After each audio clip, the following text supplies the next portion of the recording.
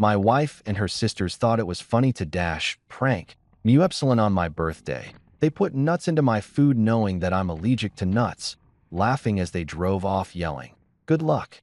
I never went back. 5 years later, she found me and her smile vanished when she saw who stood behind me. Look, I'm not saying I'm a genius or anything, but I always thought that when you married someone, there was this unspoken agreement that they wouldn't, actively try to kill you. Call me old-fashioned, but I figured attempted murder was kind of a deal breaker in the whole till death do us part arrangement. Turns out, I was being naive. Who knew that wedding vows came with a giant asterisk that read, "Unless it's really funny, then all bets are off"? So there I was, turning 32 years old on a completely unremarkable Tuesday in September, sitting at my own dining room table like some kind of unsuspecting lamb being led to slaughter. My wife Sabrina had been acting weird all day, which, honestly, should have been my first clue. She'd been giggling with her sisters Bella and Casey all afternoon, whispering in that conspiratorial way that women do when they're either planning a surprise party or plotting your demise. Spoiler alert, it wasn't a surprise party. We made everything from scratch, Sabrina announced with this proud smile that would have been adorable if I didn't know what was coming. She placed a heaping plate of pasta in front of me, and I'm not gonna lie, it looked pretty damn good. The kind of homemade meal that makes you think maybe your marriage isn't circling the drain after all. Maybe your wife actually loves you. Maybe those YouTube prank videos she and her sisters have been posting aren't slowly eroding your soul, one humiliating clip at a time. Yeah, I was an idiot. Bella, the middle sister with her perfectly straightened blonde hair and that permanently smug expression, brought out the salad. "You're gonna love this," she said, and I swear to God, the way she emphasized love should have sent every alarm bell in my head into full meltdown mode. But nope, I just smiled like the trusting fool I was and grabbed my fork. Casey, the youngest at 26 and somehow the most sadistic of the three, pulled out her phone. Wait, let me get a good angle," she said, positioning herself near the kitchen doorway. "The lighting's perfect here. Are you seriously filming me eating dinner?" I asked, but I was already used to this. Everything was content for their channel. My life had become a never-ending reality show where I was simultaneously the star and the punchline, and I never got to see the script. "Just eat," Sabrina said, that smile still plastered on her face. "It's your birthday, babe. Enjoy." So I did. I twirled some pasta on my fork, took a bite, and immediately knew something was wrong. There was this texture, this grainy, off-putting crunch that didn't belong. I chewed slowly, my brain trying to process what the hell I was tasting, and then it hit me. Not metaphorically, literally hit me, like my tongue had just made contact with a live electrical wire. Almonds. My throat started doing this thing where it decided oxygen was overrated. You know that feeling when you're drinking something and it goes down the wrong pipe? Imagine that, except the pipe is closing and you're pretty sure you're about to die in your own dining room while wearing a stupid birthday hat shaped like a beer mug. Oh my God, I wheezed, standing up so fast my chair fell backward. There's nuts in this." The three of them looked at each other and burst out laughing. Not like a polite, "Oops, we made a mistake" chuckle. I'm talking full-on cackling, the kind of laughter you'd hear from villains in a cartoon after they've successfully tied the hero to the railroad tracks. "Surprise," Bella yelled, doubling over. "You should see your face right now," Casey said, her phone still recording, probably already editing the thumbnail in her mind. "Almost killed my brother-in-law prank, gone wrong." I stumbled toward the counter where I kept my EpiPen in the drawer, because yes, I'd had to use one before. About 3 years ago, Sabrina's mom had brought peanut butter cookies to Thanksgiving without telling anyone, and I'd spent the night in the ER explaining to a very tired doctor that no, I didn't eat the cookie on purpose, and yes, my in-laws were actually this clueless. Or so I'd thought at the time. Clueless implies accident. This was premeditated. My hands were shaking as I grabbed the EpiPen, and I'm not exaggerating when I say my vision was starting to tunnel. You know how in movies when someone's dying and everything gets all blurry and distant? Yeah, it's exactly like that, except there's no dramatic music, just your wife and her sisters laughing their asses off while you stab yourself in the thigh with a needle full of epinephrine. "Oh, come on, don't be so dramatic," Sabrina said, wiping tears from her eyes. "You'll be fine. You always are." "Yeah, he'll survive," Bella added, like she was some kind of medical professional and not just a 29-year-old influencer whose main qualification was knowing how to apply false eyelashes. I sat on the floor, back against the cabinet, trying to breathe while my heart raced from the adrenaline. The EpiPen had done its job. I wasn't dying anymore, which was great news, but I was far from okay. My hands were trembling, my throat felt like sandpaper, and I was pretty sure I could hear my heartbeat in my ears like some kind of Edgar Allan Poe nightmare. "This isn't funny," I managed to croak out, looking up at the three of them. "You could have actually killed me." Casey lowered her phone for exactly 2 seconds before bringing it back up. "But we didn't," she said cheerfully. "Content gold, honestly. This is going to get so many views." And that's when Sabrina grabbed her purse, Bella grabbed her keys, and Casey kept filming as they headed toward the front door like they were leaving a particularly entertaining movie. "Wait, where are you going?" I asked, still on the floor, still wheezing, still trying to process what the hell was happening. "Girls' night," Sabrina called over her shoulder. "You said you wanted a quiet birthday, right? Well, enjoy. Love you. Good luck, birthday boy," Bella added with a wave. The door slammed shut. I heard their laughter echo in the driveway, then car doors, then the engine starting. And then they were gone, and I was alone on my kitchen floor, clutching an empty EpiPen, surrounded by plates of attempted murder pasta and almond-contaminated birthday cake. I sat there for what felt like hours, but was probably only 20 minutes, staring at the ceiling, listening to my heartbeat slowly return to normal, and thinking one very clear thought. Maybe the universe is sending me a hint. Maybe it was time to stop being the punchline. Maybe it was time to stop pretending that "it's just a prank" was an acceptable excuse for cruelty. Maybe it was time to realize that the woman I'd married 5 years ago either never existed or had been replaced by someone who valued YouTube views more than her husband's life. Spoiler alert, I listened. I listened real good. And by the time the sun came up the next morning, I'd already made my decision. This marriage, this life, this never-ending humiliation parade, it was done. I was done. But first, I had to survive the night. And maybe eat something that wouldn't send me back to the ER. I was thinking McDonald's. At least they label their allergens. The thing about epinephrine is that it saves your life, but makes you feel like you just ran a marathon while chugging Red Bull and listening to heavy metal at full volume. My heart was doing this weird jumpy thing where it couldn't decide if it wanted to explode or just give up entirely, and I'm pretty sure I could taste colors. So yeah, around 3 in the morning, when I still felt like death warmed over, I called myself an Uber and went to the ER like a responsible adult who'd just been poisoned by his own wife. The driver, this guy named Muhammad with a pristine 5-star rating, took one look at me and said, "Rough night, brother?" "You could say that," I muttered, climbing into the back seat. "My wife tried to kill me with Italian food." He laughed, thinking I was joking. I didn't correct him.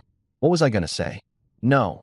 Seriously, she literally put almonds in everything because attempted murder is apparently hilarious when you film it. The man was just trying to make his money and get home. He didn't need my tragic backstory. The hospital smelled exactly like every hospital I'd ever been in. That special combination of disinfectant, desperation, and whatever they use to mop the floors that makes everything smell vaguely like fake lemons. I checked in at the front desk, explained my situation to a nurse who looked like she'd heard every excuse in the book, and got shuffled into a room where I sat on one of those paper-covered beds that crinkles every time you move. A doctor who looked about 12 years old came in, read my chart, and said, "Severe allergic reaction to tree nuts, self-administered epinephrine, currently stable, but experiencing tachycardia." "Is that accurate?" "Yeah, that's the fancy version," I said. "The non-fancy version is my wife put almonds in my birthday dinner knowing I'm allergic. I almost died, and now I'm here." The kid doctor blinked at me. "Your wife did this on purpose?" "For YouTube views," I added, because why not? Might as well say it out loud. She and her sisters have a prank channel. I'm the unpaid stunt dummy. He didn't know what to say to that, which was fair. What do you say when someone tells you their marriage is basically a low-budget Jackass reboot? So he just hooked me up to N4 drip, gave me some antihistamines, and told me they wanted to monitor me for a few hours to make sure I didn't have a delayed reaction. "Does she do this often?" he asked, and I could tell he was trying to figure out if he needed to call someone. Like the police, or a social worker, or maybe an exorcist. "Define this," I said, leaning back against the pillows. "The attempted murder?" "First time." The pranks? That's a daily thing, Doc. And that's when I started replaying the greatest hits of my marriage, lying there in that hospital bed with an 4 in my arm and way too much time to think. Because when you're stuck somewhere at 4 in the morning with nothing but fluorescent lights and the distant sound of someone coding in another room, your brain starts pulling up all the receipts you've been trying to ignore. Like the time Sabrina posted my high school photo on Facebook. You know, the one from sophomore year when I had braces and acne and hair gel that made me look like I'd stuck my finger in an electrical socket. She'd captioned it, #puberty did not hit him, and tagged all my coworkers. I'd asked her to take it down, and she'd laughed and said, "Babe, it's just a joke. Learn to laugh at yourself." Or the fake lottery ticket incident. She'd given me a scratch-off that said I'd won $50,000. I'd literally started crying. We'd been struggling with bills, my car had just died, and I thought maybe, just maybe, the universe was throwing me a bone. I called my mom, started looking up how to claim the prize, even researched how lottery taxes worked.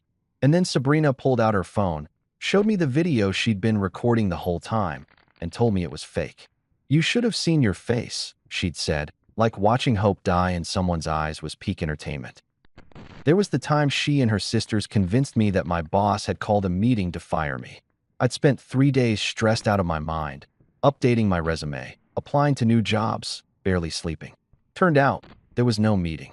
They'd faked the email. "Gotcha," Bella had yelled when I finally figured it out.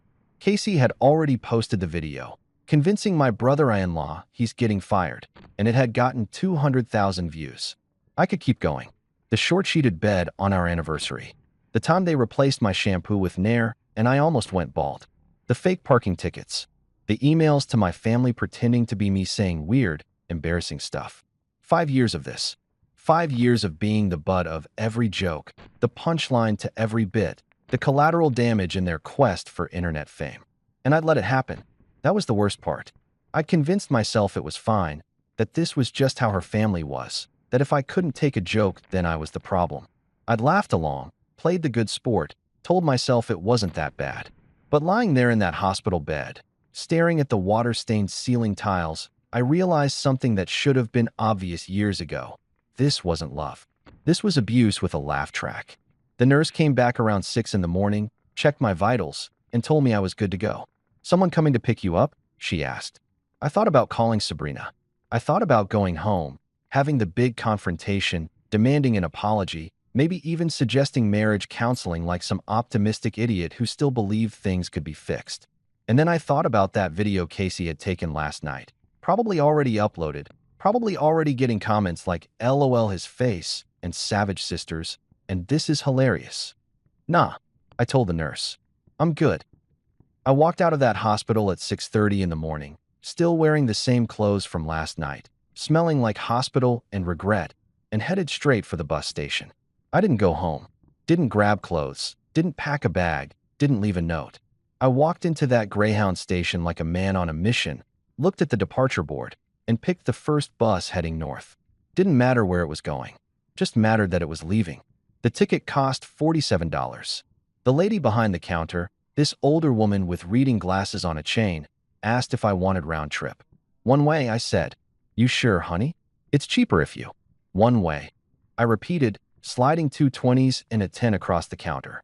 "Definitely one way." She printed the ticket, handed it to me with my change, and said, "Safe travels."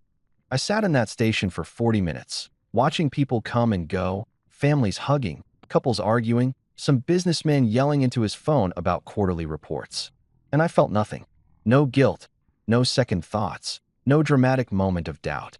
Just this weird sense of calm, like I'd finally made a decision that made sense. When they called my bus, I stood up, walked outside, climbed those steps, found a seat in the back by the window, and watched the city disappear behind me. My phone buzzed a few times, probably Sabrina finally noticing I wasn't home, but I turned it off and shoved it in my pocket. I was leaving behind my house, my clothes, my car, my job, my entire life. And weirdly enough, I was leaving behind a fridge full of almond milk. The irony wasn't lost on me. But more than anything, I was leaving behind the person I'd become, the guy who let himself be the joke, who accepted humiliation as affection, who thought love was supposed to hurt this much. That guy? He could stay in that city, in that house, in that life. Me? I was heading north, to anywhere that wasn't here, to become anyone who wasn't him. Best birthday present I ever gave myself. The bus ride took about 7 hours, which gave me plenty of time to contemplate my life choices and also to sleep like the dead against a window that rattled every time we hit a pothole. I woke up with drool on my face and a crick in my neck that felt like someone had tried to tie my spine into a pretzel. But you know what? Still better than waking up next to someone who thought attempted murder was quality content. We made stops in towns I'd never heard of, places with names like Greenfield and Riverside, and other generic combinations of nature words that probably sounded charming to the people who founded them in like 1840. I watched people get on and off, living their normal lives, going to visit grandma, or heading to work or running away from their own disasters. I wondered how many of them were fleeing something too. Probably more than you'd think. Nobody takes a Tuesday morning Greyhound bus because life is going great. Around 2 in the afternoon, the driver announced we were pulling into Willow Bay, and I figured this was as good a place as any to start over.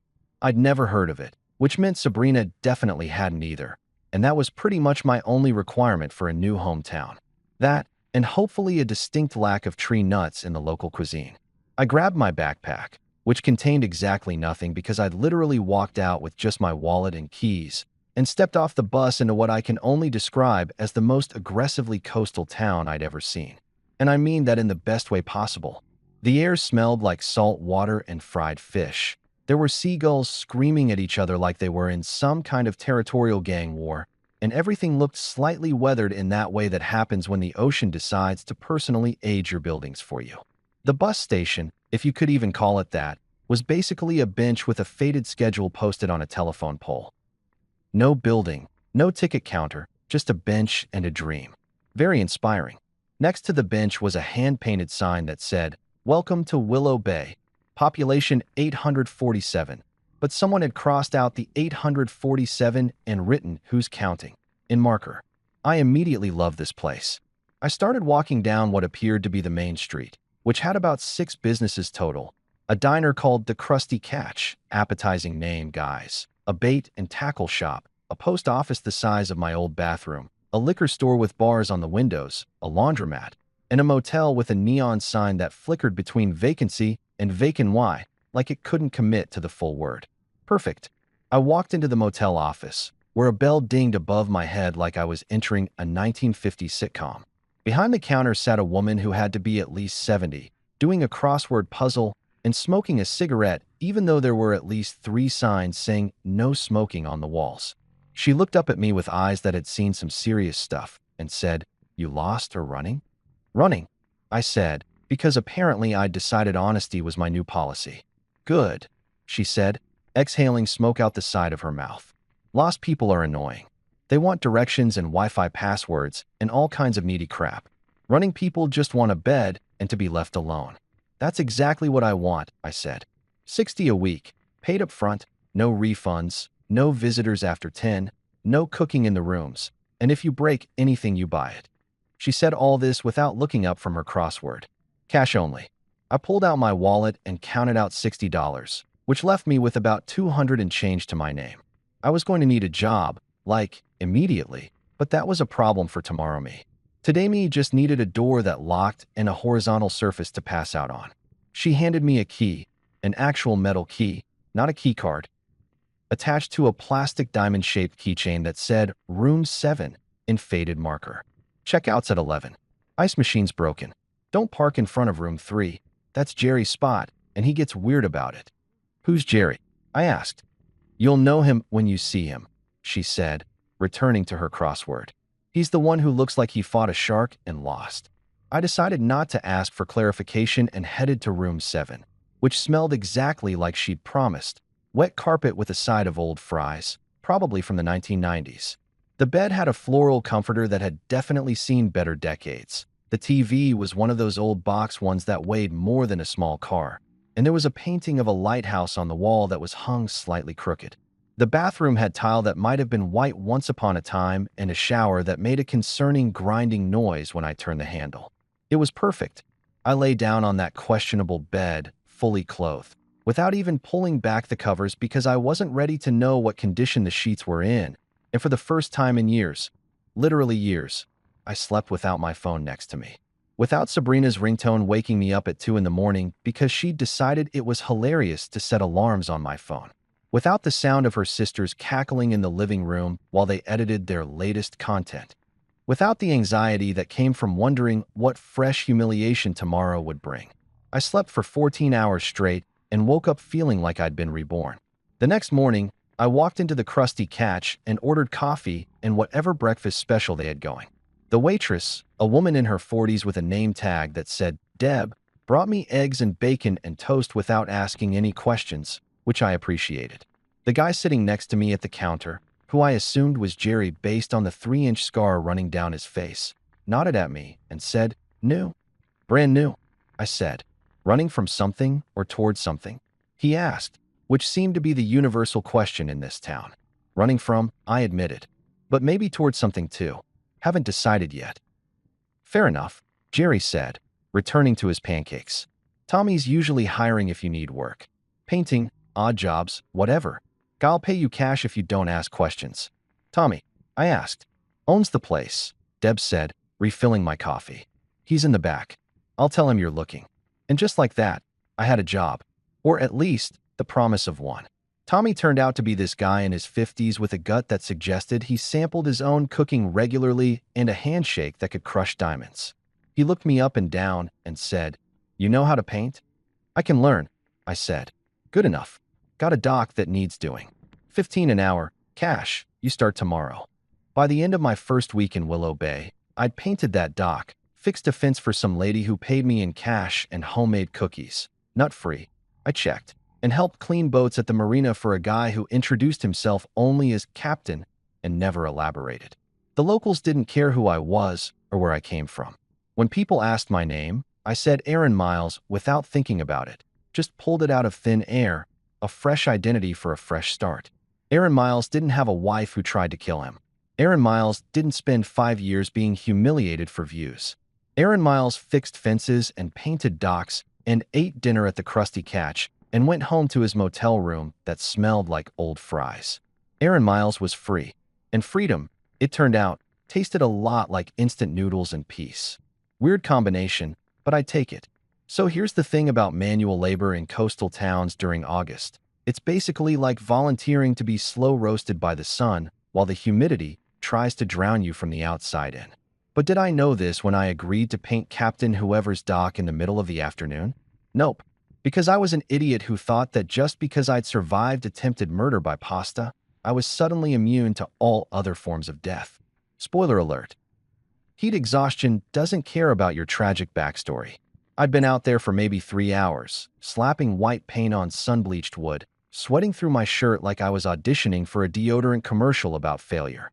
The captain had wandered off around noon, mumbling something about checking his nets, which left me alone with a paint roller, 17 screaming seagulls, and the kind of heat that makes you understand why people in deserts hallucinate oases.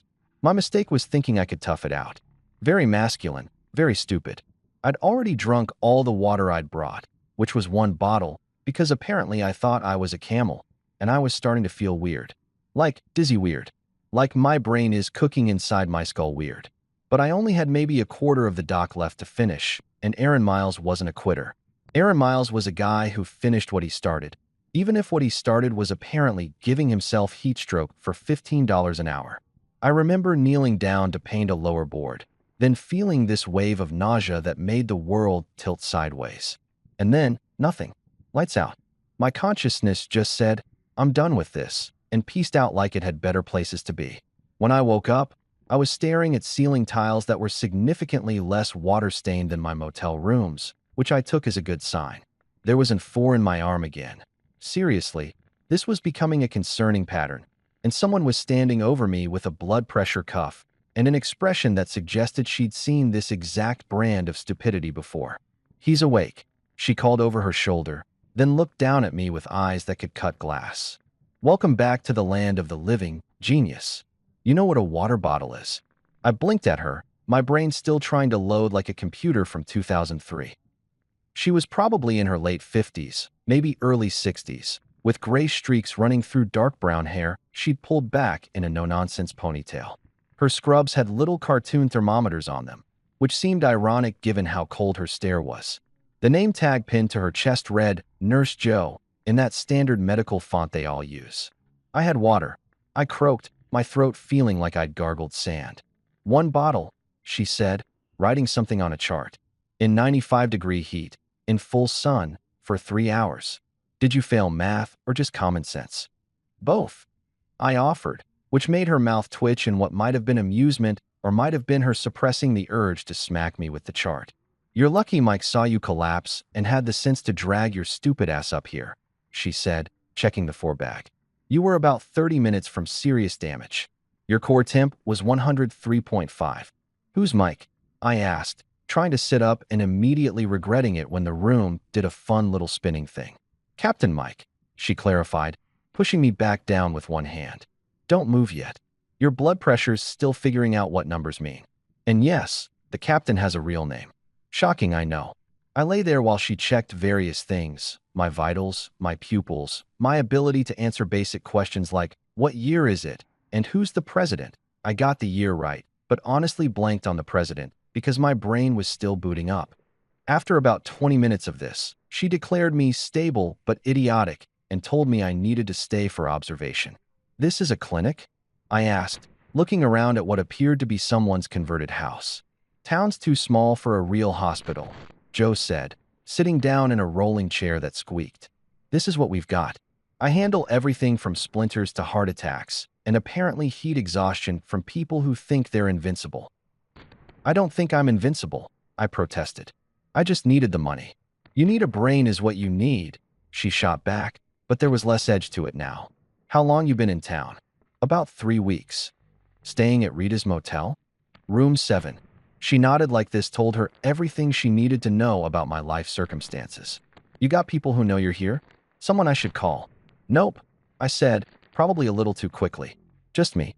Aaron Miles, professional idiot, party of one." Joe studied me for a long moment, and I got the distinct impression she was reading between the lines, seeing all the stuff I wasn't saying, all the reasons a guy shows up in a nowhere town with nothing but the clothes on his back and a fake name. But instead of prying, she just nodded and said, "Well, Aaron Miles, you're going to sit here for another hour while I make sure you don't drop dead on my watch. Then you're going to go home, drink about a gallon of water, and not do anything stupid for at least 24 hours. Think you can handle that?" "I'll try," I said. "Trying's how you ended up here," she muttered, but I caught the hint of a smile. She left me alone for a bit, and I could hear her in another room talking to someone, a male voice, deeper, with that same no-nonsense tone she had.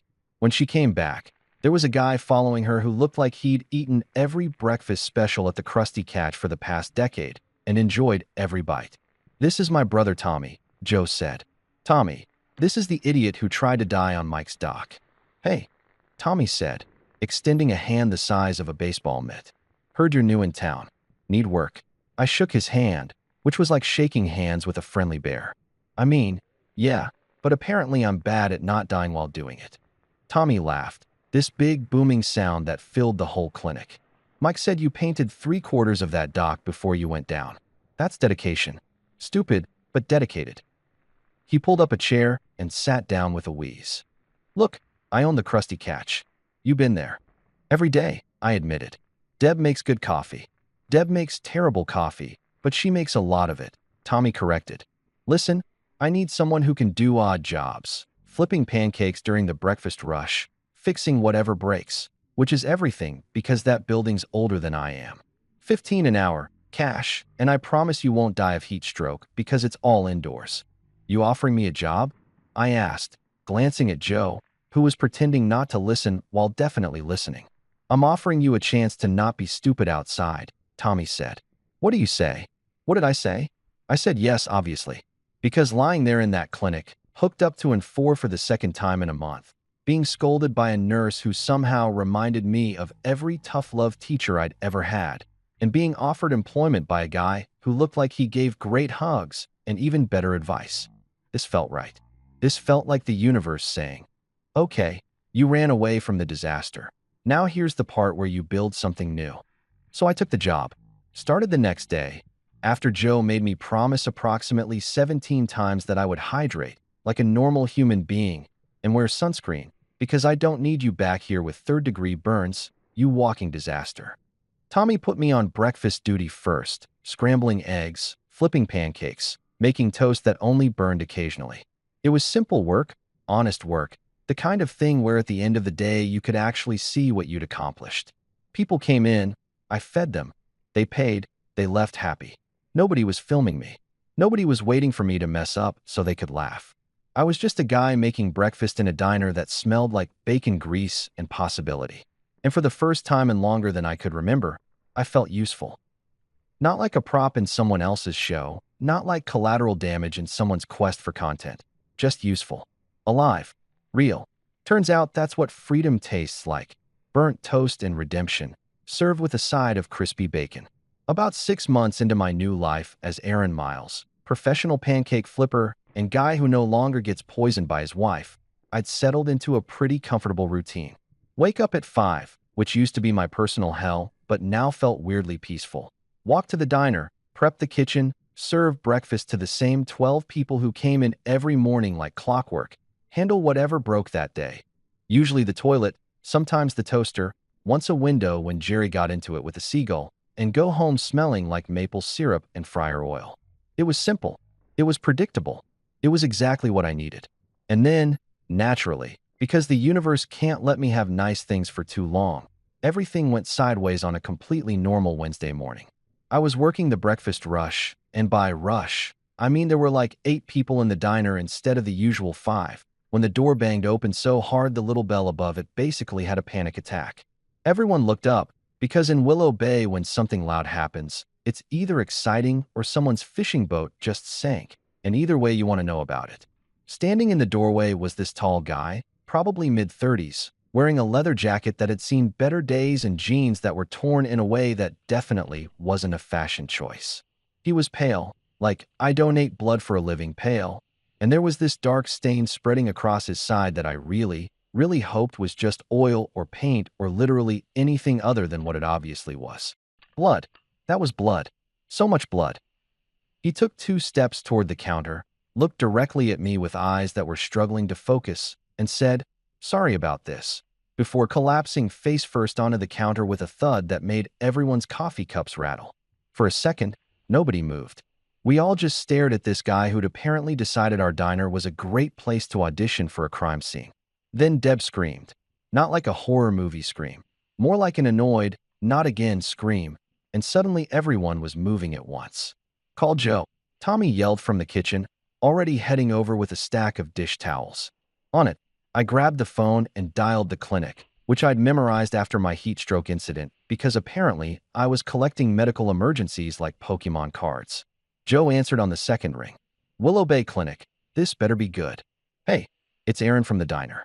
We've got a guy who just collapsed, and he's bleeding everywhere, and I think maybe you should come." "Bleeding from where?" she asked, all business now. I looked at the guy, who Tommy had managed to roll onto his back.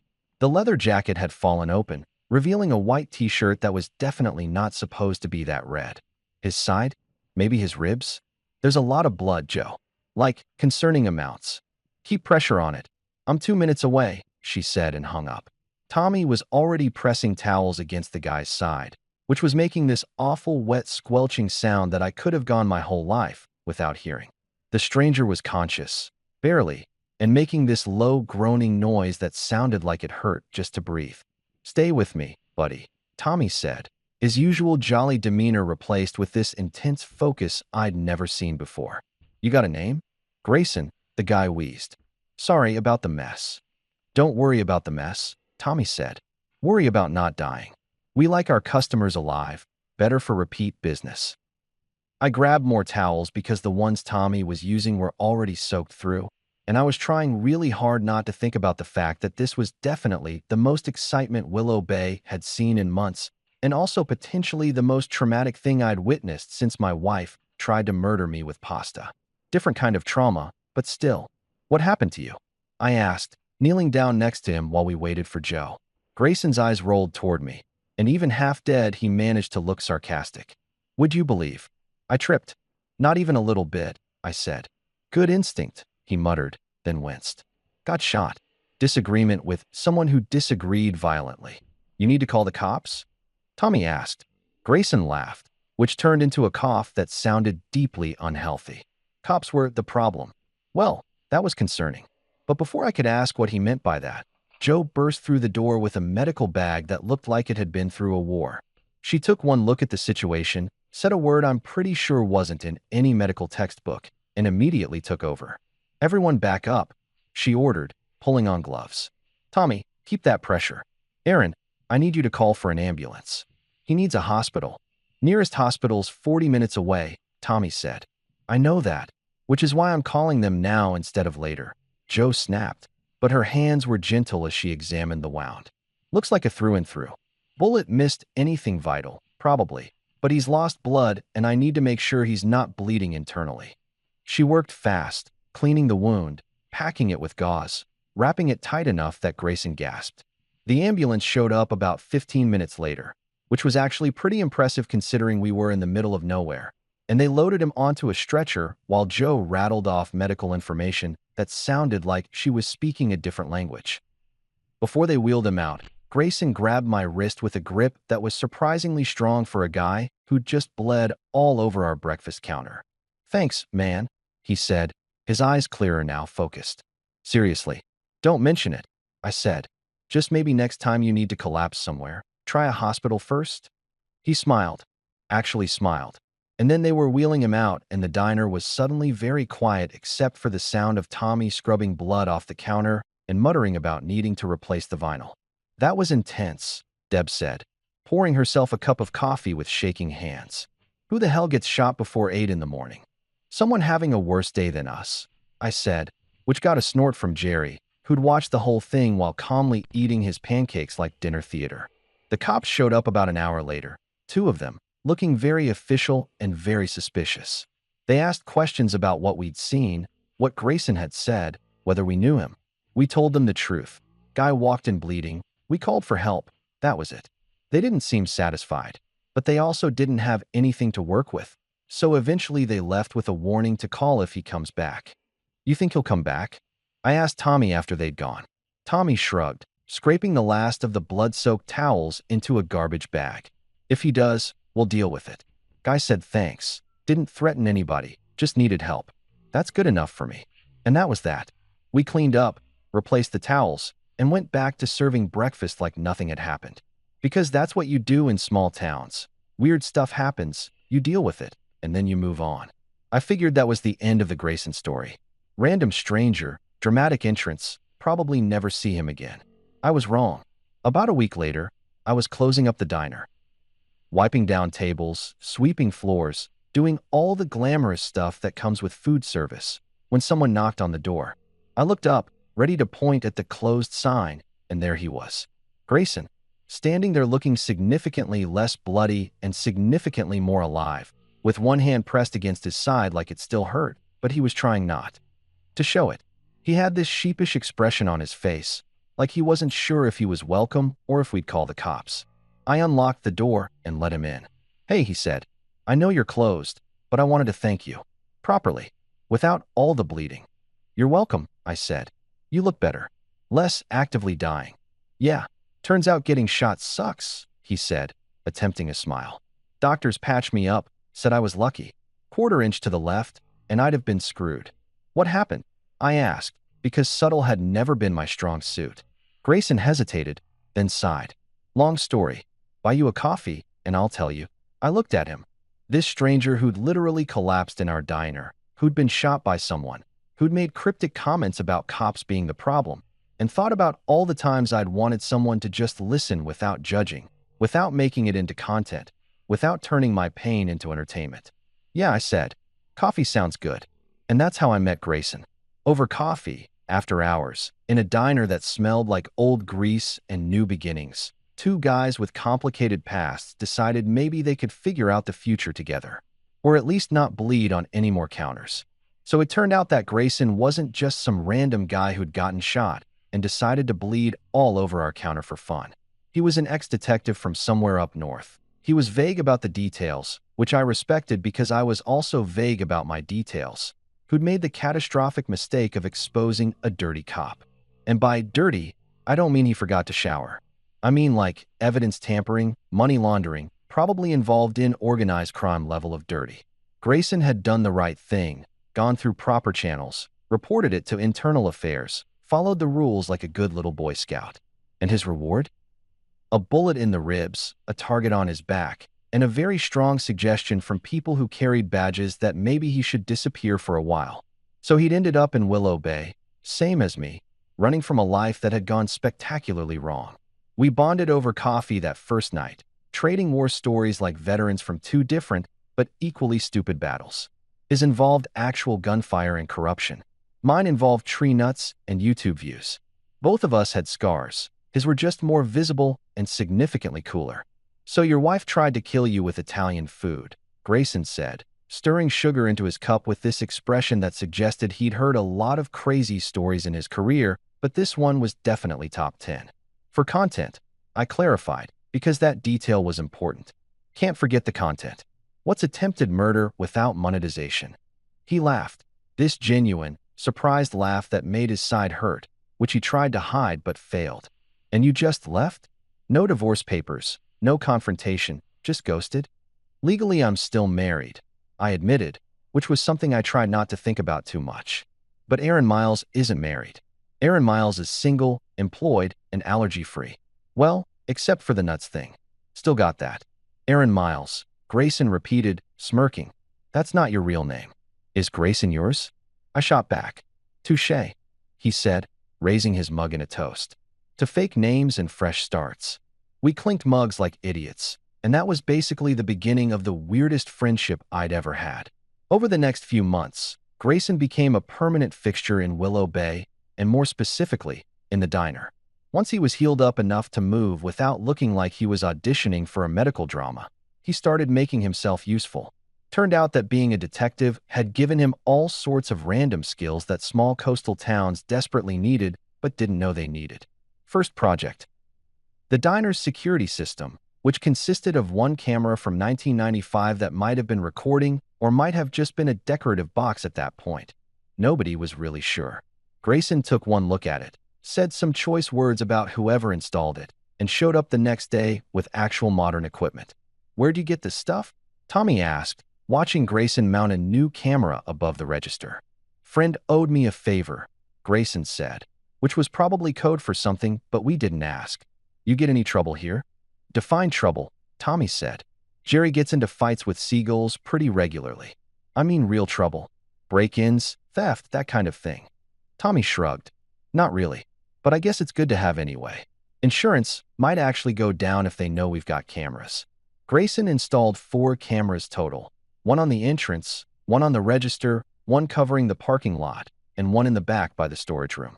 He showed Tommy and me how to access the footage on an app, set up motion alerts, basically brought the diner into the 21st century against its will. This is really cool, I said, watching the live feed on my phone. I can see Jerry stealing sugar packets from right here. I'm not stealing them. I'm borrowing them indefinitely. Jerry yelled from his usual seat, which made everyone laugh. The next thing Grayson did was help me get out of that motel room that smelled like wet carpet and broken dreams. Don't get me wrong, Rita was great and her crossword skills were impressive, but after 6 months I was ready for a place that didn't share walls with Jerry, who apparently snored like a freight train with a respiratory infection.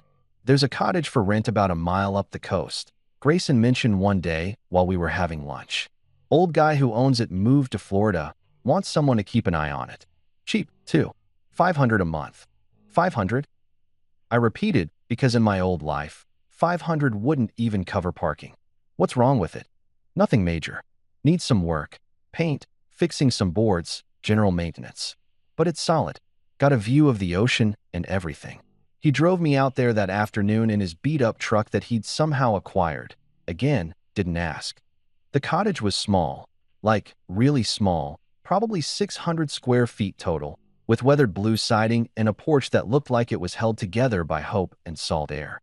But it had windows that faced the water, a tiny kitchen that was actually mine, and a bathroom where the shower didn't make grinding noises. I'll take it, I said immediately. The landlord, who Grayson knew somehow, the man had connections everywhere, agreed to knock $100 off the rent if I fixed it up. So that's what I did. Grayson helped me paint, replace rotted boards, fix the porch railing that was definitely a safety hazard. Tommy donated some old furniture from his garage. Deb brought over kitchen supplies. Joe showed up with a first aid kit, because you're an accident waiting to happen. Within a month, I had an actual home. Not much, but mine. I could sit on that porch in the morning with coffee and watch the sun come up over the water and think about how far I'd come from that kitchen floor, wheezing and watching my wife drive away laughing. But Grayson wasn't done making himself indispensable to Willow Bay. About 4 months after he'd arrived, he started teaching self-defense classes at the community center. This building that was basically a large room with a basketball hoop and some folding chairs, but it worked. He started with just a few kids, teenagers who were bored and looking for something to do that wasn't getting drunk behind the fish processing plant. But word spread, and soon he had like 15 people showing up twice a week to learn how to throw a punch without breaking their own thumb and what to do if someone grabbed them. I went to watch one of his classes, mostly out of curiosity. Grayson was patient but firm, demonstrating moves and correcting form, and somehow making the whole thing feel less like a workout and more like he was teaching them a life skill they didn't know they needed. "Why'd you start doing this?" I asked him afterward, while we grabbed pizza from the only place in town that sold it, a gas station that also served surprisingly decent slices. "Because nobody taught me when I was their age," he said, taking a bite. "And because sometimes the people who are supposed to protect you are the ones you need protecting from. Figured these kids should know how to handle themselves." There was something heavy in the way he said it, something that suggested he'd learned that lesson the hard way. I didn't push, just nodded and changed the subject to whether pineapple on pizza was a crime against humanity. "It is, fight me." People around town started calling us the Bay Brothers, which was both ridiculous and kind of nice.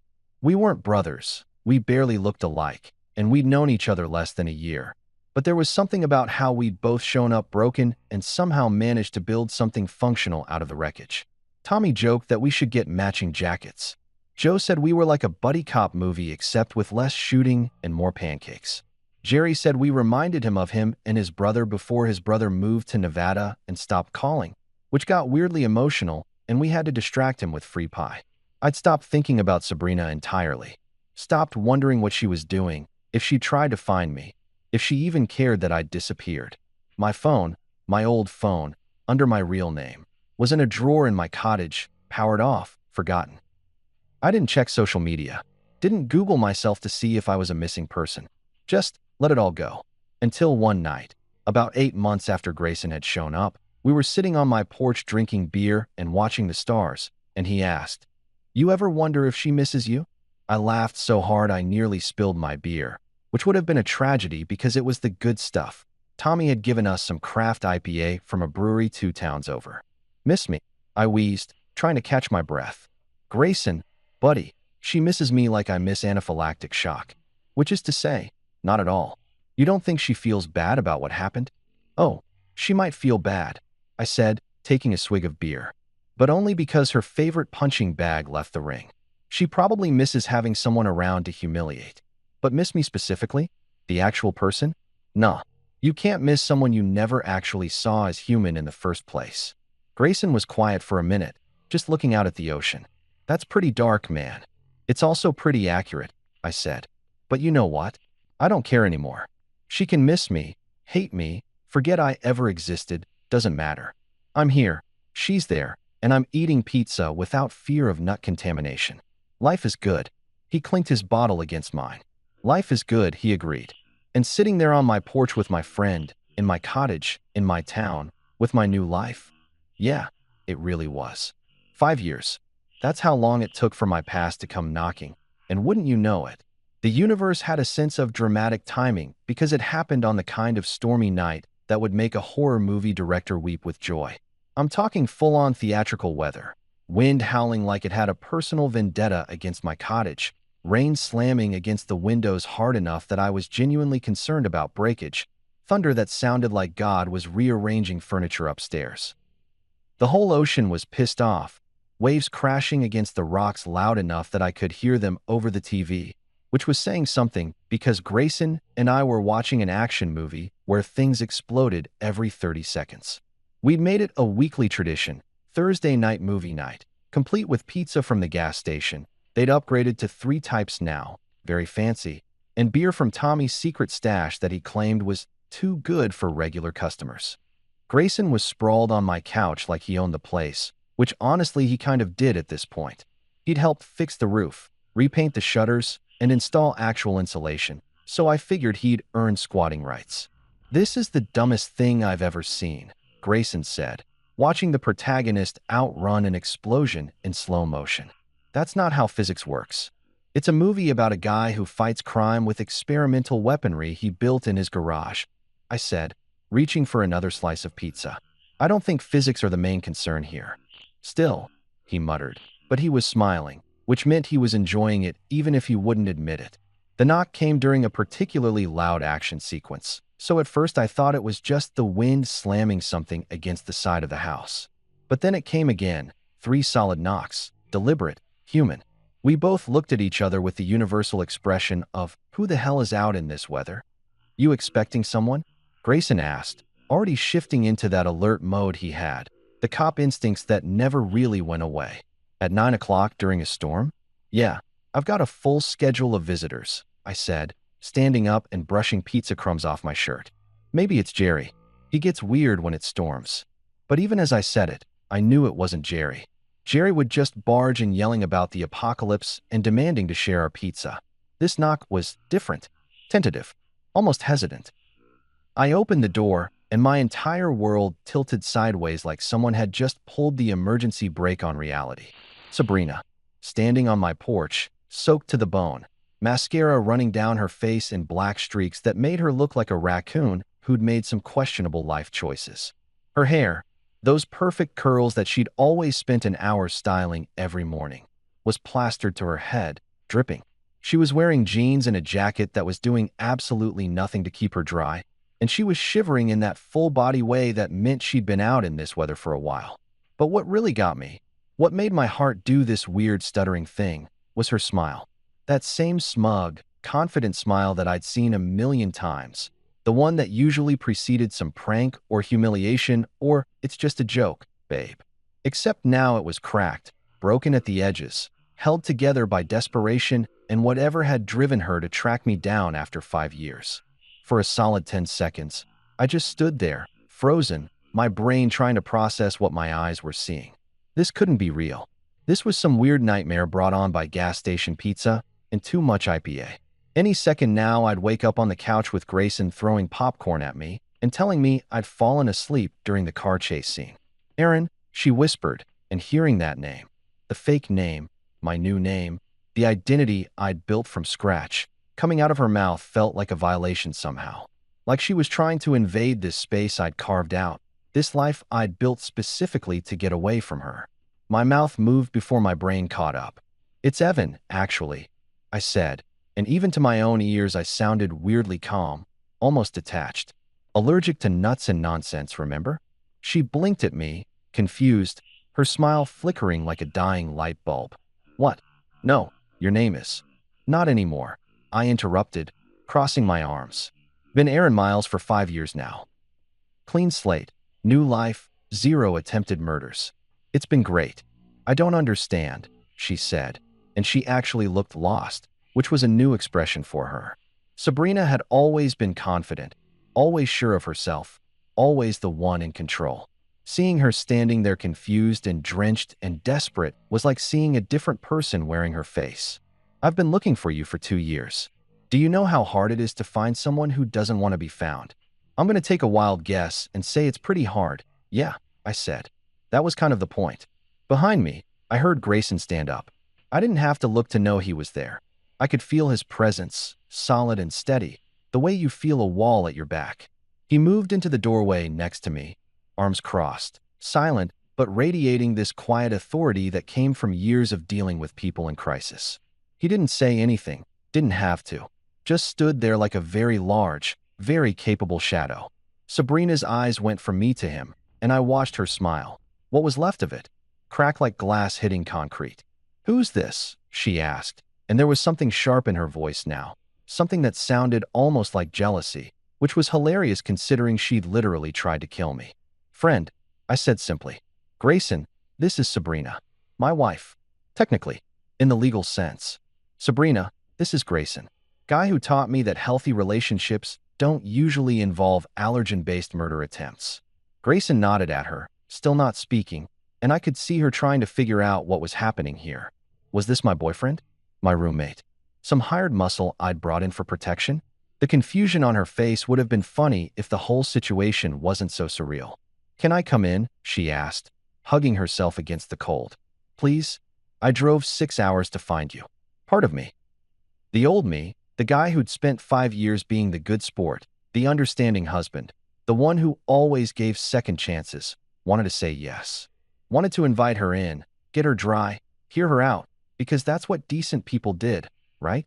You didn't leave someone standing in the rain, even if that someone had once filled your birthday dinner with tree nuts and filmed you having an allergic reaction. But the new me, Aaron Miles, the guy who'd learned that self-preservation wasn't selfish, that guy knew better. No, I said, and the word felt powerful, final. Whatever you came here to say, you can say it from right there. She flinched like I'd slapped her. Evan. Aaron, I corrected. That's not my name anymore. You don't get to use that name. You don't get to show up here after 5 years and act like we're still married, like you still have any kind of claim on me or my life or my identity. I'm still your wife, she said, and there was something pleading in her voice now, something raw. Legally, we're still married. That has to count for something. It counts for paperwork I need to file, I said. That's about it. The rain kept coming down, soaking her further, and I could see her shivering intensify. Despite everything, despite the almonds and the humiliation and the 5 years of rebuilding myself from scratch, I felt a tiny pang of guilt. Not enough to let her in, but enough to make me feel almost human. Grayson must have sensed it because he shifted slightly, a subtle reminder that he was there, that I wasn't alone, that I didn't owe this woman anything except maybe divorce papers. Look, I said, softer now, but not soft enough to suggest forgiveness. It's late, it's storming, and you drove 6 hours. There's a motel about 2 miles back, Rita's place, can't miss it. Get a room, dry off, and we can talk tomorrow. In public, at the diner. You have a diner? She asked, latching onto this detail like it meant something. I work at a diner, I clarified. The Krusty Catch. Open at 6. Show up for breakfast if you want to talk. But right now, you need to leave. She opened her mouth to argue, to plead, to do whatever it was she'd planned when she decided to track me down and show up at my door looking like a drowned cat with regrets. But something in my expression, or maybe Grayson's continued silent presence, made her close it again. Okay, she said finally, quietly. Tomorrow. The diner. Tomorrow, I agreed. Now go, before you catch pneumonia and somehow blame me for it. She turned and walked back toward the car I could barely see through the rain. Some rental sedan that looked as miserable as she did. I watched until the taillights disappeared down the road, then closed the door and leaned against it, letting out a breath I didn't know I'd been holding. You okay? Grayson asked. Honestly, I turned to look at him.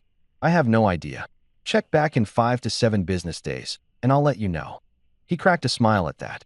Want to finish the movie or switch to something with less explosions and more existential dread? Let's go with explosions, I said. Reality's providing enough existential dread for one night. We went back to the couch, back to the movie, back to our pizza and beer like nothing had happened. But everything had happened. My past had literally shown up on my doorstep, soaking wet and desperate, and I'd closed the door on it. And you know what? It felt pretty damn good. I didn't sleep. Like, at all. I just lay there in my bed staring at the ceiling, listening to the rain finally calm down to a drizzle, and thinking about how 5 years of carefully constructed peace had just been nuked by a knock at the door. Grayson had crashed on my couch, partly because he'd had too many beers to drive, partly because I think he sensed I needed someone around who wouldn't let me spiral into an anxiety tornado. Around 5 in the morning, I gave up on sleep entirely and made coffee strong enough to wake the dead. Grayson stumbled out of the living room looking like he'd fought a pillow and lost, took one look at me, and said, "You look like hell." "Thanks, that's exactly what I was going for," I muttered, pouring him a cup. Really nailing the my past showed up and ruined my night aesthetic. "You gonna be okay at the diner?" he asked, leaning against the counter. "I can stick around if you want backup." "Nah, I got it," I said, even though I absolutely did not got it. She wants to talk, we'll talk. In public, with witnesses, where she can't try to poison me again. Smart, Grayson said. But I'm coming anyway. Not negotiable. I'll sit at the counter and pretend to read the paper like a normal person. You don't read the paper. I'll start today. Consider it a new hobby. We walked to the diner together through the post-storm morning, everything smelling like wet earth and salt air.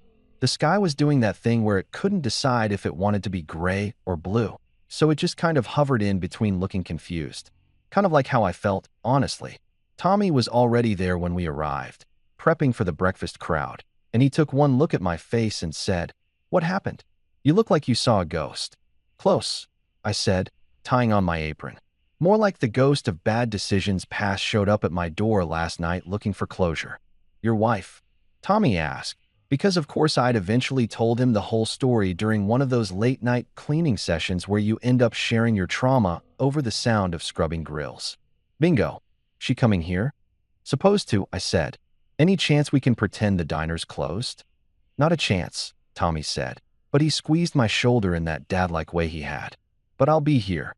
Grayson's here. You're not alone, kid." The breakfast crowd started trickling in. Jerry, Deb coming in for her pre-shift coffee, a few fishermen who always ordered the same thing, some tourists who looked lost. Normal Thursday morning stuff. I fell into the rhythm of it, flipping pancakes and scrambling eggs, and trying not to watch the door every 5 seconds like a paranoid meerkat. She walked in at 7:30. I'd been hoping she wouldn't show, that maybe she'd realized this was a terrible idea and driven back to wherever she came from.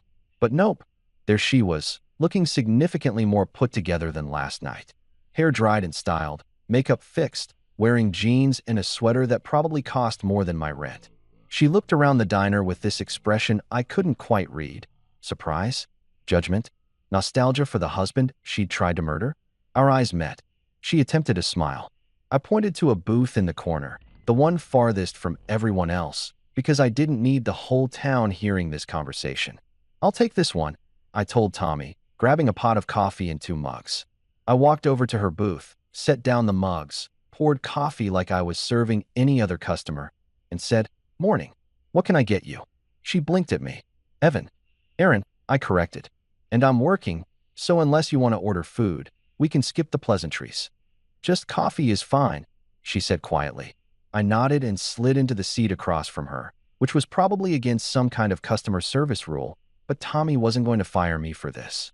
Grayson was at the counter as promised, newspaper open, definitely not reading it, definitely listening to every word. "So," I said, wrapping my hands around my mug, "you drove 6 hours and tracked me down after 5 years. I'm assuming there's a reason beyond nostalgia for the good old days when you tried to kill me with pasta." She winced. "Can you not say it like that?" "How should I say it?" I asked. "You deliberately put allergens in my food knowing I could die. That's attempted murder, Sabrina. The fact that it was filmed for YouTube doesn't make it cute. It makes it evidence." "I know," she said, and her voice cracked. Actually cracked. "I know, okay? I know it was horrible. I know I was horrible. That's why I'm here." "To apologize?" I asked. "Because if that's the case, you could have sent an email. Would have saved you a trip." "To explain," she said. "To tell you what happened after you left." "To..." She paused, staring down at her coffee like it held answers. "To ask for forgiveness, I guess. Even though I don't deserve it." "You're right," I said. "You don't. But I'm curious, so go ahead. Explain. What happened after I walked out of the hospital and disappeared? How'd that work out for you?" She took a breath, and I could see her trying to compose herself, trying to find the right words. "Everything fell apart," she said finally. "Like, completely. 2 months after you left, Bella and Casey decided to do this prank where they convinced some guy his girlfriend was cheating on him. Except the guy had a heart condition we didn't know about, and he had a panic attack so bad he ended up in the ICU. Jesus. I muttered, because even knowing what they were capable of, that was dark. "His family sued us," Sabrina continued. "For emotional distress, medical bills, all of it. Our channel got taken down for violating community guidelines. Bella and Casey tried to start a new one, but the internet doesn't forget. We got doxxed, harassed, death threats. Lost sponsors, lost income, lost everything. The universe apparently decided to do my job for me." I said, which got a bitter laugh out of her. Yeah, pretty much, she agreed. Casey moved to Portland and changed her name. Bella's in therapy, like serious therapy. I filed for bankruptcy last year. My parents won't talk to me because I embarrassed the family. I'm working 2 jobs just to pay rent on a studio apartment that has mold and mice. Part of me, a very small, very buried part, felt bad for her. But the much larger part remembered sitting on my kitchen floor, throat closing, watching her drive away laughing while I genuinely thought I might die. So the sympathy was limited. I've been looking for you for 2 years, she said, eyes getting glassy. I hired a private investigator and everything. Cost me money I didn't have, but I needed to find you. I needed to say I'm sorry. It was stupid, Evan. So incredibly stupid. I never meant to hurt you. I leaned back, studying her face, looking for signs of manipulation or performance or any of the tells I'd learned to recognize over 5 years of marriage. But all I saw was exhaustion and regret, and the kind of defeat that comes from life repeatedly punching you in the face until you finally understand consequences. Oh, you meant to humiliate me, I said, keeping my voice level. Let's be clear about that. The hurting was just a side effect. Every prank, every video, every time you made me the joke, that was intentional. You meant to do that. You just didn't think about what it might cost. You're right, she whispered. You're absolutely right. Behind her, I saw Grayson lean back slightly in his seat, still pretending to read, but definitely monitoring the situation. His presence was comforting in a way I couldn't quite explain, like having a witness or backup, or just someone who gave a damn whether I was okay. Sabrina must have caught me looking because she turned, saw Grayson, then turned back to me with this expression that was part curiosity, part something else I couldn't identify. Is he your friend? I said firmly. Best friend, actually. Guy who showed up bleeding in this diner, and I helped save his life, and then he helped save mine. Not in the medical sense. In the taught me I'm worth more than being someone's punchline sense. She looked from him to me, and I could see her brain working, trying to figure out the dynamic. You're together? She asked, and there was something in her voice. Not quite jealousy, but close. I grinned, because the assumption was kind of funny and also none of her business. No, I said. He's just the guy who taught me how to stop being your favorite punchline. How to set boundaries. How to recognize that people who love you don't treat you like disposable entertainment. Grayson caught my eye from the counter and gave me the smallest nod. Not interfering, just acknowledging, letting me know he was there. Sabrina's face crumpled a little. I did love you, she said. I know you don't believe that, but I did. I just got caught up in the views and the attention and the money, and I forgot that you were a person, not a prop. And by the time I realized what I'd done, you were gone. Yeah, I said. I was. And you know what? Best decision I ever made. This life, this simple, quiet, nobody's trying to kill me life, is better than anything I had with you. I flip pancakes and fix boats and have friends who actually give a damn about me. I'm happy, Sabrina. Actually, genuinely happy. Without you. She nodded slowly, tears finally spilling over. I can see that, she said. You look good. Healthy. Like you're actually living instead of just surviving. I am, I agreed. So if you came here looking for reconciliation or a second chance or whatever Disney movie ending you had in mind, that's not happening. I'm not coming back. Aaron Miles is staying right here in Willow Bay. I know, she said, wiping her eyes. I know you're not coming back. I just needed you to know I was sorry. That I regret everything. That if I could go back and change it, I would. But you can't, I said, not unkindly. None of us can. We just have to live with what we did and try to be better going forward. She finished her coffee in silence while I sat there, feeling weirdly calm about the whole thing. 5 years ago, this conversation would have destroyed me. Now, it was just closure. The final chapter on a really terrible book I was never reading again. After Sabrina finished her coffee and stopped crying, which took a solid 10 minutes of awkward silence while I refilled mugs for other customers and pretended this was all totally normal. She asked if we could talk outside, somewhere more private. I wasn't thrilled about the idea of being alone with her, but the diner was filling up and Jerry kept looking over like he wanted to know what the drama was about, so I agreed. Give me 10 minutes, I told her, then walked back to the kitchen where Tommy was watching me with that concerned dad expression he'd perfected over the years. You good? He asked, flipping hash browns. Define good, I said. I'm not having a panic attack and I haven't stabbed anyone with a fork, so relatively speaking, yeah, I'm good. You want me to come out there with you? Nah, I said, glancing at Grayson, who'd abandoned his newspaper and was openly staring now. I got back up. But thanks, Tommy. Seriously. He nodded and went back to cooking, but I could tell he was keeping one ear on the situation, ready to intervene if things went sideways. That's the thing about small towns. Everyone's in your business, but it's because they actually care, not because they're looking for content. I walked back out, grabbed my jacket from the hook by the door, and gestured for Sabrina to follow me. We ended up on the bench outside the diner, the same one where Jerry usually sat to yell at seagulls, while Grayson positioned himself by the window inside, visible but not intrusive, like a very large, very watchful guardian angel who happened to know 17 ways to disarm someone. The morning had warmed up a bit, the sun finally committing to being out, and the smell of salt water mixed with bacon from inside the diner created this weird combination that shouldn't work, but somehow did. Sabrina sat at the far end of the bench, hugging herself even though it wasn't cold anymore, and I took the other end, maintaining distance. So, I said, because someone had to start this conversation. You said you wanted to explain. You drove 6 hours for this. Let's hear it. She took a breath, staring out at the street where exactly 2 cars were parked and a dog was investigating a trash can. I lost everything, Evan. Aaron, whatever you want me to call you. I lost my channel, my income, my family, my friends. Everything I built just collapsed. And I deserved it. I know I did. But it still hurt. Yeah, losing everything sucks, I said, keeping my voice neutral. Imagine how I felt that night. Throat closing, gasping for air, watching my wife and her sisters drive away laughing. That was me losing everything too, Sabrina. My trust, my dignity, my belief that the person I married actually gave a damn about me. So when you say you lost everything, then you finally know how I felt that night. She flinched like I'd physically hit her. That's fair, she said quietly.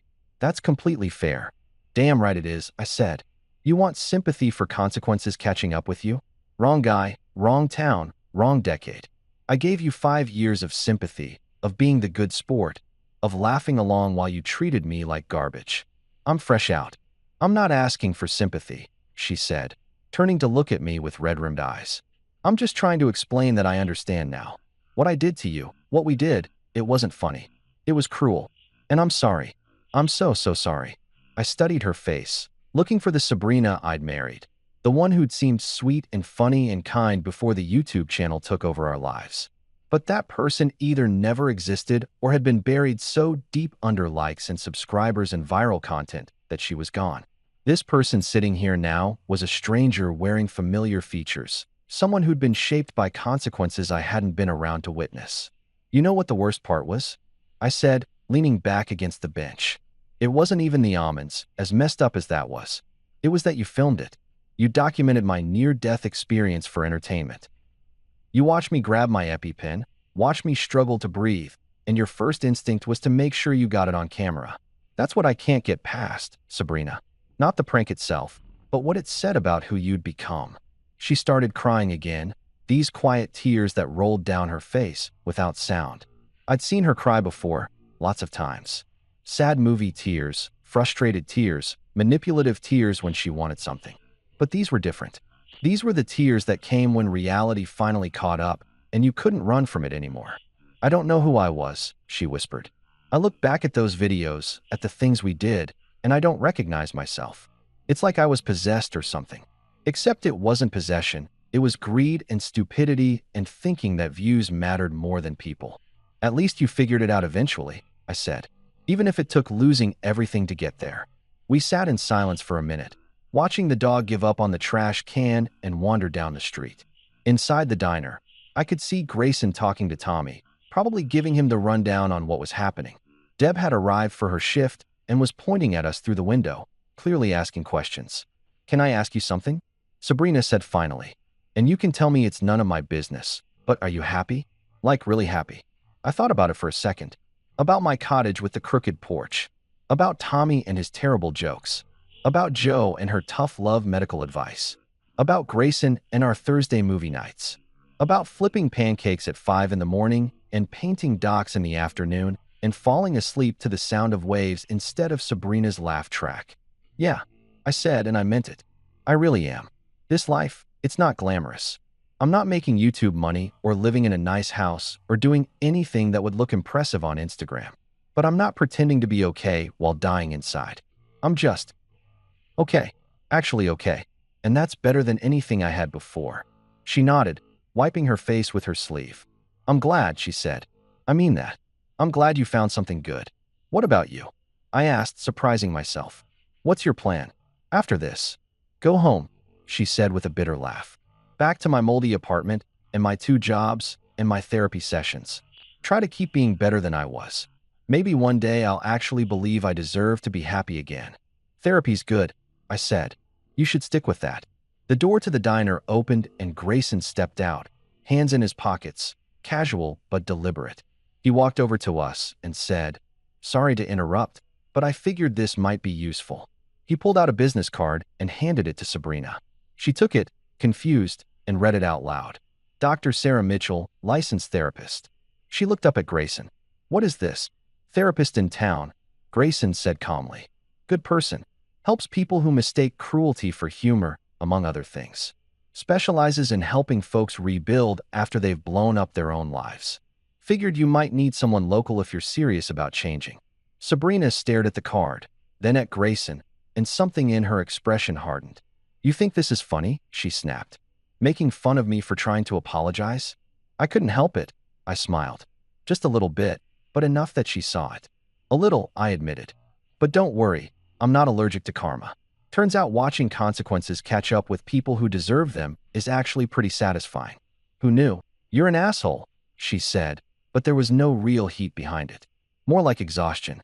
Yeah, well, I learned from the best, I said, standing up. Look, Sabrina, I appreciate you coming all this way. I appreciate the apology. I even believe that you're sorry, for whatever that's worth. But we're done. We were done 5 years ago when you decided internet fame was more important than my life. So take Grayson's card, go to therapy, work on being better. But do it for you, not for me. Because I'm not coming back, and I'm not absolving you of anything. That's work you have to do yourself. She stood up too, clutching the business card like a lifeline. Will you at least sign divorce papers if I send them? I know we're technically still married, and that's not fair to you. Send them to the diner, I said. I'll sign them. Hell, I'll celebrate signing them. But after that, I don't want to hear from you again. No emails, no phone calls, no showing up in 5 years to see how I'm doing. This is goodbye, Sabrina. For real this time. She nodded, tears starting again. Goodbye, Evan. Aaron. Whoever you are now. I hope you stay happy. I will, I said. Because I'm not letting anyone drag me back into the kind of toxicity that nearly killed me. Not even for closure. She walked to her rental car, that same sad sedan from last night, and got in without looking back. I watched her drive away, down the main street, past the bait shop and the liquor store and the motel, until she was just another tourist leaving Willow Bay with baggage they came in with. Grayson stood next to me, both of us watching until the car disappeared around the bend. You okay? He asked. You know what? I said, feeling lighter somehow, like I'd been carrying something heavy for 5 years and finally got to put it down. I actually am. She apologized, I got closure, and she's gone. That's pretty much the best case scenario. You were good in there, Grayson said. Firm, but not cruel. That takes guts. I had good backup, I said, bumping his shoulder with mine. Thanks for the therapist card, by the way. That was perfect. Very, here's some help for your train wreck personality. He grinned. Figured she could use it. Dr. Mitchell actually is great. Helped me out after everything went down with the department. Woman's a miracle worker with people who've made spectacularly bad choices. We walked back into the diner where Tommy was waiting with fresh coffee and Deb was practically vibrating with curiosity. Jerry had moved to a seat closer to the door, clearly hoping for gossip. So, Tommy asked, drama over? Drama over, I confirmed. She apologized, I accepted the apology, but not her back. She's leaving, we're getting divorced. The end. Thank God, Deb said. I was ready to throw hands if she tried anything. Nobody messes with our Aaron. Our Aaron, I repeated, feeling my throat get tight. I like that. Well, you're stuck with us now, Jerry said from his new seat. You and Grayson both. Bay brothers for life, whether you like it or not. Could be worse, I said, tying my apron back on. Could still be married to someone who thinks attempted murder is a personality trait. Everyone laughed, and I got back to work, flipping pancakes, pouring coffee, living my simple life in my small town with my weird found family. Sabrina was gone, my past was finally handled, and the future looked pretty damn good. And the best part? Not a single almond in sight. A few months after Sabrina's visit, life in Willow Bay settled back into its comfortable rhythm, except now with one less weight on my shoulders. The divorce papers came through about 6 weeks after she left, sent to the diner like I'd asked, signed by both of us, notarized and official. I'd signed them at the counter while eating lunch, and Jerry had insisted on taking a photo for posterity. Tommy had bought a cake that said, "Congratulations on your freedom," which was both inappropriate and exactly what I needed. Being officially unmarried felt weird at first, like I'd been walking around with a backpack full of rocks, and suddenly someone cut it off. Lighter, but also strangely off balance. But I adjusted, same way I'd adjusted to everything else in this town that had somehow become home. The biggest change came about 3 months post-divorce when Grayson pitched an idea over our usual Thursday night pizza. "You ever think about teaching people the stuff we've learned?" he asked, pulling cheese off his slice in that annoying way he always did. "What? Like how to run away from toxic relationships and start over in a coastal town?" I said, "That's a pretty niche market, man." "No. Genius," he said, throwing a wadded-up napkin at me. "I mean actual useful skills. Self-defense, first aid, basic survival stuff. I've been doing the defense classes at the community center, but what if we expanded? Made it a real thing?" I thought about it for a second. "Like a business?" "Like a training center," he corrected. "Nonprofit, maybe. Something that actually helps people who are lost or broken or trying to rebuild. We've both been there. We know what it's like to need a second chance." And that's how Second Chance Training was born. We found a space, an old warehouse near the docks that used to store fishing equipment but had been empty for years. The owner, some guy who'd moved to Florida and was just happy someone wanted to use it, gave us a lease so cheap it was basically charity. We spent 2 months fixing it up, painting walls, installing mats, building a small office area, setting up a first aid station that Joe came and personally inspected like she was the safety police. Tommy donated some old tables and chairs. Deb spread the word to everyone who came through the diner. Jerry, surprisingly, turned out to be handy with electrical work and rewired the whole place for free because you boys are doing good work and I like projects. Even Rita from the motel showed up with cleaning supplies and helped scrub floors while chain smoking and telling stories about people who'd rented rooms and never came back. We officially opened on a Saturday in June, and I honestly expected maybe 5 people to show up. We got 37. People from Willow Bay, from neighboring towns, from places I'd never heard of who'd somehow gotten wind that 2 guys who'd rebuilt their lives from scratch were offering to teach others how to do the same. Grayson taught self-defense. Basic stuff at first, how to throw a punch without breaking your thumb, how to get out of holds, what to do if someone grabbed you. But he also taught the mental side of it, confidence, awareness, trusting your instincts. The kind of stuff that applied whether you were facing down a mugger or a toxic relationship. I taught first aid and basic life skills. CPR, how to use an EpiPen, ironic, I know, what to do if someone was choking or having a heart attack. But also practical stuff. How to budget when you're broke, how to find work when you're starting over, how to ask for help when you're drowning. The unglamorous survival skills nobody teaches you in school. We kept it free for the first month, then switched to a sliding scale donation system. Pay what you can, and if you can't pay anything, that's fine too. Some people gave us $5. Some gave us 50. One lady whose husband we'd helped leave an abusive situation gave us 200 in a casserole that was honestly the best thing I'd ever eaten. The word spread. Local news did a story about us. Former detective and diner cook create haven for second chances, which was cheesy but brought in more people. We started getting emails from folks asking if we did online courses. We didn't, but maybe we would eventually. A couple of universities asked if Grayson would come speak about his experience with police corruption and whistleblowing. Life was good, busy but good. One afternoon in late September, I was at the diner during my break, scrolling through my phone. My new phone, the one under Aaron Miles that had zero connection to my old life, when I saw a news headline that made me stop mid-scroll. Local social media influencer testifies against sisters in fraud case. I clicked it, and there she was. Sabrina. Looking smaller somehow, wearing a plain blazer instead of her usual designer stuff. No makeup, hair pulled back simple. The article said she'd been called to testify in a case against Bella and Casey, who'd apparently continued their prank career under fake names and gotten caught scamming people out of money with fake charity streams. Sabrina had provided evidence, screenshots, videos, financial records that helped prosecutors build their case. She looked different in the courtroom photos. Humbled, serious, like someone who'd finally figured out that actions had consequences and sometimes you had to face them head-on instead of running away or making excuses. I didn't feel angry looking at her picture.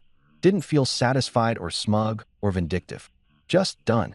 Like that chapter of my life was so thoroughly closed that seeing her face was like looking at a stranger who happened to share features with someone I used to know. "You okay?" Grayson asked, sliding into the booth across from me. He'd stopped by to grab lunch before his afternoon class. I showed him the article. He read it, raised his eyebrows, and said, "Damn, she actually did it. Turned on her sisters and everything.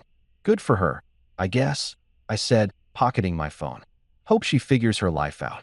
"You mean that?" "Yeah, actually," I said, surprising myself. "I'm not going to send her a congratulations card or anything, but I hope she gets her act together. People can change if they really want to. Look at us. We're basically functional adults now." "Speak for yourself," Grayson said. "I ate cereal for dinner last night." "Okay, semi-functional adults," I corrected. That night, after we'd closed up the training center and walked back along the coast road like we always did, Grayson pulled 2 beers out of his truck and we sat on the tailgate watching the sun set over the water. It had become our thing. End of the week, couple of beers, talking about nothing and everything. "You ever miss it?" he asked after a while. "Your old life." "Which part?" I said. "The part where my wife tried to kill me, or the part where I was miserable but pretending everything was fine?" "Fair point," he said, taking a swig. "So, still allergic to nuts?" I thought about it for a second, then grinned. "Only emotional ones," I said. "The literal nuts still kill me, but the metaphorical ones? I've built up immunity." He laughed, that genuine laugh that meant I'd actually said something funny, and clinked his bottle against mine. "To immunity," he said. "To second chances," I added. "To not dying," he said. "To knowing when to leave," I said. "To finding better people," he said. "To life after the disaster," I finished. We drank to that, sitting there as the sun dipped below the horizon and painted the sky in colors that didn't have names. The waves crashed against the rocks below, seagulls argued about territory, and somewhere in town Jerry was probably yelling at someone about something completely unreasonable. And I thought about how far I'd come from that kitchen floor 5 years ago, wheezing and alone and broken. Thought about Rita's motel and Tommy's diner, and Joe's tough love and Grayson's friendship. Thought about all the people we were helping now, all the second chances we were creating. Life wasn't perfect. I still flipped pancakes for a living, still lived in a tiny cottage that smelled like salt water when it rained, still had days where I wondered what my life would have looked like if I'd never married Sabrina in the first place. But sitting there with my best friend, watching the stars come out over Willow Bay, drinking beer and laughing about nothing, that was happiness. Real, uncomplicated, nobody's filming it happiness. And that's how I knew I was finally free. Not just from Sabrina or the pranks or the marriage that nearly killed me, but from the person I'd been who accepted that treatment in the first place. That guy was gone. In his place was Aaron Miles, pancake flipper, first aid instructor, friend, survivor, and professional knower of when to leave. "Hey," Grayson said, breaking into my thoughts. "You good?" I looked at him, at the ocean, at the town I'd stumbled into by accident, and decided to stay in on purpose. "Yeah," I said, and meant it completely. "I'm really good."